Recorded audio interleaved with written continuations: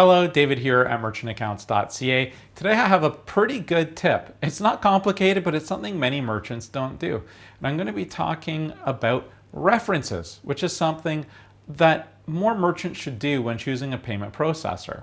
In reality, that could extend to any important service provider. Salespeople are cheerleaders. They're the people with the smiles on their faces. And some salespeople are just super genuine and they want lifetime clients. Others are just looking to make their quota. And that time during that period when you're asking the sales questions, you're getting answers, is the honeymoon phase. They want your business, you're their number one priority, and you can reach out to them at any time. But does it continue? Well, you should probably hope so. Today we're going to talk about how to make sure that continues after signing the contract. Stay tuned, we'll dig in just 1 second. I have to start by saying that this advice is more for larger merchants or merchants that are considering a longer term contract.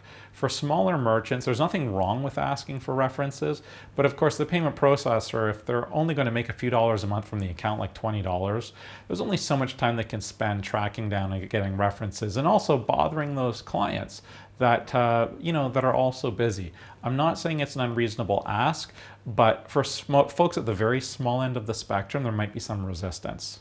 Now, as far as the issue goes though, the issue when you're selecting a payment processor or any service provider is that it's a long-term partnership. In the case of e-commerce, it involves also changes to your website because you're technically integrating your transactions to the payment processor's website.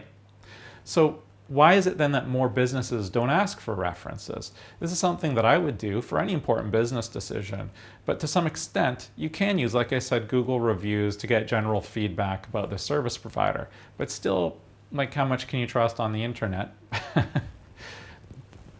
Don't answer that question. The problem, of course, with getting or asking for references is you're almost certainly going to get someone the salesperson knows well and is going to give them a glowing positive review. They're not going to give you a reference from 3 years ago where they butted heads with somebody. And there's no obvious solution for that.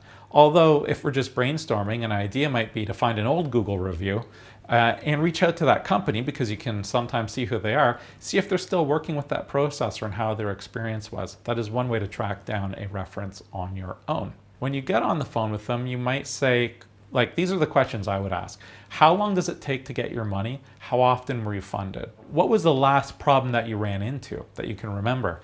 And if you have a question or a problem, who do you go to? And how long does it usually take to get an answer? Like, you don't want to burn through this person's time. What you're really looking for are some specifics to the answers so that it makes it obvious that they're not just making it up. If they can give like an actual example that sounds real, like they're telling you about something that happened, then it gives you confidence to know that there's some substance to this story. Now, choosing a payment processor is an important choice, and if somebody asks me for a reference, I generally am very happy to provide it.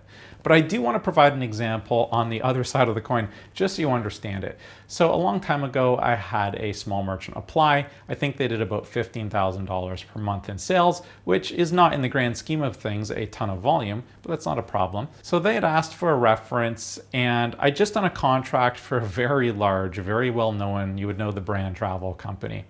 And I had quite a senior contact there, and he had just said he'd be happy recently to give me a reference because I did a good job. And this is where I made a mistake. It turns out that she got in touch and asked some questions, and he personally wrote a glowing reference letter. It turns out that I got a copy of it later. He sent it to me, but it was like long, like as if you were doing a corporate RFP, like swinging for the fence on my behalf proposal.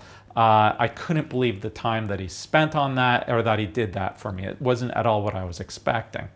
And after that, I didn't hear from the merchant. And after a week or two, I followed up, and she answered the phone and said, "Oh, I went with another processor. They offered me something better." And like, I already know I quoted her a very, very low rate. It couldn't have been really meaningfully better, not especially at 15 basis points. So like, it means she got a call from a call center person or something that promised her what she wanted to hear, and it's fine. She probably, arguably, may have made the wrong choice, and I'm certainly not upset about that. But what I am upset is, in hindsight, I connected a small merchant with a very large corporate that put so much work in. To be honest, that person that asked for that reference, in hindsight, like, that is a very junior business person. It's not an attack on her, but she just didn't really know what she was doing. She asked for a reference and then just ended up going with what sounded good. So that was a mistake that I made. And so when people ask us for references, you learn as you get older. Connect them with businesses of a similar size. So if you're a small merchant, don't ask to be connected to Elon Musk. It's probably not going to happen. But that being said, there is nothing wrong with asking for references. It's actually really important. And I just don't know why more merchants don't do it. It's not as big of a mistake signing as a huge contract. Getting locked into a contract can still be a good provider without a reference, but I think it should be part of your due diligence. And I think I've gone on long enough. I think I've made a compelling argument for why you should. So if you ever do need payment processing, please reach out to us at merchantaccounts.ca. We'd be happy to give you a quote or just take a look at your statements. And other than that, thank you for watching. Have a nice day there. Bye now.